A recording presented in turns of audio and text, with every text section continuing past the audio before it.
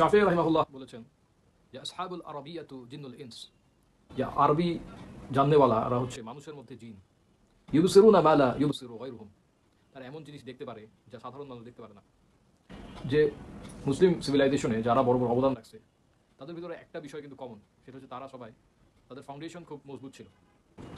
যেমন ওমর রাদিয়াল্লাহু তাআলা আনহু, তিনি এমন কিছু দেখতে পারতেন, এমন কিছু তিনি বুঝতে পারতেন যেটা সাধারণ মানুষ বুঝতে পারতো না, দেখতে পারতো না। এই জন্য রাসূলুল্লাহ সাল্লাল্লাহু আলাইহি ওয়াসাল্লাম বলছেন যে আমার পরে যদি কেউ নবী হইতো তাহলে সেটা হইতেন উমর রাদিয়াল্লাহু তাআলা আনহু। কেন উমর রাদিয়াল্লাহু তাআলা আনহুর যে আরবি সাহিত্যের উপর যে দখল ছিল, ওনার আরবি ভাষার ভিতর যে একটা ব্যুৎপত্তি ছিল, এটার কারণে উনি ওনার এই গুণটা উনি হাসিল করছেন।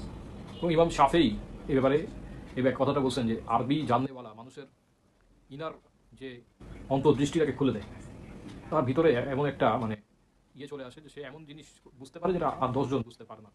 ওমর ইবনুল খাত্তাব রাদিয়াল্লাহু তাআলা আনহু, উনি এতটাই যোগ্যতা সম্পন্ন ছিলেন যে উনি এমন এমন জিনিস বুঝতে পারতেন যেটা অন্যান্য সাহাবীরা বুঝতে পারতেন না। উনি রাসূলুল্লাহ সাল্লাল্লাহু আলাইহি ওয়াসাল্লামকে বলছেন যে নারীদের পর্দার বিধান দেওয়া উচিত, তাহলে আমাদের সমাজে আমাদের সোসাইটি আরও বেশি সুন্দর হবে, আরও বেশি শৃঙ্খলিত হবে। তখন আল্লাহ তাআলা পর্দার বিধান নাযিল করে দিয়েছেন। উনি রাসূলুল্লাহ সাল্লাল্লাহু আলাইহি ওয়াসাল্লামের কাছে গিয়ে বলছেন যে হ্যাঁ, যে আমাদের সোসাইটিতে মদ্যপান নিষিদ্ধ করা উচিত, মুসলিমদের মধ্যে মদ্যপান হারাম করা উচিত। আল্লাহ তাআলা বিধান নাযিল করে দিয়েছেন। উনি এমন জিনিস বুঝতে পারতেন যেটা সাধারণ সাহাবীরা বুঝতে পারতেন না, অন্যান্য সাহাবীরা বুঝতে পারতেন না, যত বড় মাপের সাহাবী তারাও এই জিনিসটা ক্যাচ করতে পারতেন না। উনি আবু বকর রাদিয়াল্লাহু তাআলা আনহু যখন খলিফা ছিলেন তখন আবু বকর রাদিয়াল্লাহু আনহুকে উনি বলছেন যাতে কোরআন সংকলন করা হয়, কোরআন যাতে লিপিবদ্ধ করা হয়। এর আগে কোরআন শুধু মুখে মুখে ছিল, মুখস্থ ছিল, কোরআন কোনো বই আকারে মুসহাফ আকারে ছিল না।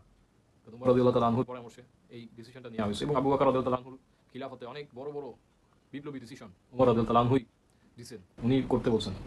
এবং ইসলামী রাষ্ট্রের পরিধি, খিলাফতের পরিধি ওমর ইবনুল খাত্তাব রাদিয়াল্লাহু আনহুর হাতেই মরক্কো থেকে পাকিস্তান পর্যন্ত বিস্তৃত হয়েছে। এবং উনি যা মানে ওনার যে ইনসাইট ছিল, এটার মূল কারণ ছিল আরবি ভাষার উপরে ওনার যে গভীর এবং আরবি ভাষার ইমোশনাল অ্যাটাচমেন্ট এবং আরবি ভাষার যে একটা ডিপ আন্ডারস্ট্যান্ডিং, এটার কারণেই ওনার ইনসাইট এত বেশি ছিল। ওনার আন্ডারস্ট্যান্ডিং, ওনার ওয়াহির জ্ঞানের প্রতি ওনার যে বুঝ, এটা এত বেশি ছিল। এটাই সালাফদের কথা। ইমাম ইবনু শাফি ইমাম শাফি রাহিমাহুল্লাহ এটাই বলছেন, এটাই ব্যাখ্যা করছেন। আরেকজন বিপ্লবী খলিফা যিনি ছিলেন তিনি হলেন ওমর ইবনু আব্দুল আজিজ। ওমর ইবনুল আজিজ মাত্র 3 বছর উনি শাসন করছেন, কিন্তু এই 3 বছরে উনি এত বিপ্লবী বিপ্লবী ডিসিশন নিয়েছেন যে পুরা মুসলিম উম্মার চেহারা উনি পাল্টাই ফেলছেন। এই জন্য ওনার খিলাফত কালটাকে বলা হয় এটা দ্বিতীয় রশিদুন খিলাফত। এটার মেইন কারণ হচ্ছে ওনাকে পঞ্চম খলিফাও বলা হয়। চারজন আল খেলাফত রাশিদার যে চারজন খলিফা, এরপরে ওনাকে পঞ্চম হিসেবেও ধরা হয়। এটার কারণ হচ্ছে ওনার যে একটা ডিপ আন্ডারস্ট্যান্ডিং এবং ওনার যে